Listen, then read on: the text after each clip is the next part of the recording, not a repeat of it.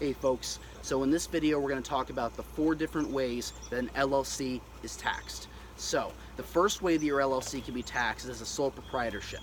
Sole proprietorship is filed as a Schedule C on your 1040. It's very similar to if you just had a social security number that you're filing under and you're receiving a 1099, same thing.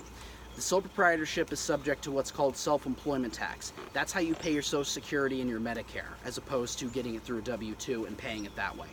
So single member LLCs by default are treated as sole proprietorships. So it's the same as filing under your Social Security number if it's a single member LLC. The second way that an LLC can be taxed is as a 1065 partnership. Now, as I just implied, this type of LLC would file a Form 1065, which is separate from your 1040. So it has a separate business tax return. Now, the partnership is also subject to self-employment tax, and you take money through guaranteed payments as opposed to taking it through salary or through distributions. Now, if you have a multi-member LLC, by default, the multi-member LLC is taxed as a partnership. So if you form an LLC with more than one person, even if your significant other is 1% owner, you're on a 1065 partnership. So the third way you could be taxed as an LLC is you could elect to be taxed as an S corporation. Now, the S corporation is very popular right now, but it does have some give and take. So the S corporation, you are legally required to take salary through a payroll company. So you're going to get a W-2, which some of you might consider that a good thing because it's easier to get loans that way. You're going to have an actual pay stub, and on that pay stub, you're going to have to pay payroll taxes out of your business, as well as Social Security and Medicare on your salary. So essentially, you still pay the self-employment tax, but you get it, through the payroll as opposed to, paying it on your tax return. Now, the nice thing about the S corporation is you can take distributions that are not subject to self-employment tax, but if you don't take a salary amount or you take the wrong amount of salary, the IRS can turn around and make you repay self-employment tax for however many years you've been filing an S corporation illegally. So it's very delicate the way you use an S corporation. You have to make sure to do it legally. The final way you could be taxed is as a C corporation.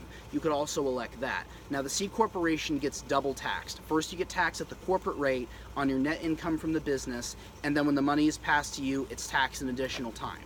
So, some situations could actually call for this, such as if somebody wants to keep most of their money in the business, maybe the C corporation makes a little bit more sense for them than any other type of entity structure will.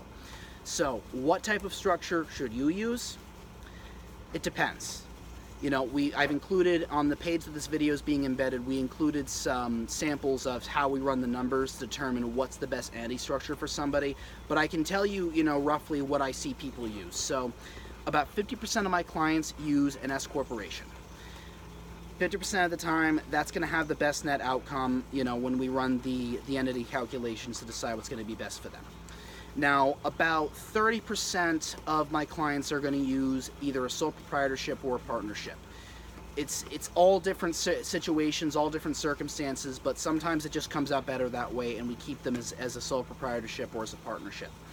And then about 20% of my clients, they use a C corporation. And like I said, those clients are typically the people who they want to keep the money in their business and either reinvest it, put the money to work, or just kind of leave it there in the business for one reason or another.